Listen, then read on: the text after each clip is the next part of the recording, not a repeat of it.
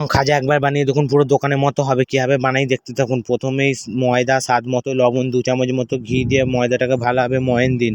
ময়দাটা ভালোভাবে ময়ান দেওয়া হয়ে গেলে বুঝতে পারবেন চিপলে এরকম ডেলা ডেলা হয়ে আসবে, তখনই অল্প অল্প পরিমাণে জল দিয়ে ময়দাটাকে ভালোভাবে মাখিয়ে দিন। ময়দাটা মাখানো হয়ে গেলে রেখে দিন।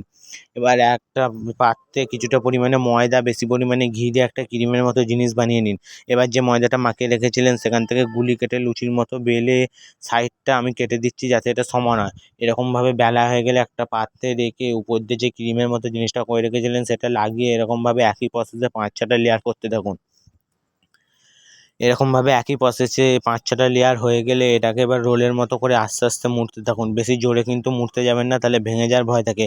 এরকমভাবে আস্তে আস্তে মুড়তে থাকুন। শেষ পজিশনে যখন আসবে তখন একটুখানি জল লাগিয়ে ভালোভাবে মুড়ে সমান করে দিন। এবার আমি যেমনভাবে মুড়ে দিচ্ছি এরকমভাবে দুদিকটা ভালোভাবে মুড়ে বেলনে একটুখানি ঘষে নিন যাতে জিনিসটা লম্বা হয়ে যায়। তারপর ছুরি দিয়ে প্রত্যেকটাকে এরকমভাবে পিস পিস করে নিন, ঠিক এরকম পিস হবে। তারপর বেলুনের উপর রেখে আঙুল দিয়ে হালকা করে চিপে বেলুন দিয়ে হালকা করে বেলে দিন। বেশি জোরে বেলবেন না, তাহলে কিন্তু ভিতরটা ফুলবেন না। এবার রস বানানোর পালা। তার জন্য 4 কাপ চিনিতে 1 কাপ জল দিয়ে ভালোভাবে গাঢ়ভাবে রসটাকে ফুটিয়ে নামিয়ে নিন।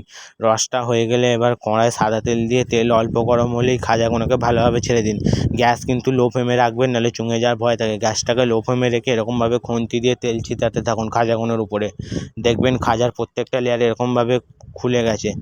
ঠিক এরকমভাবে গ্যাসটাকে লো ফ্লেমে রেখে লাল লাল করে ভেজে রসের মধ্যে দিয়ে দিন। রসের মধ্যে 5-6 মিনিট রেখে তুলে নিন।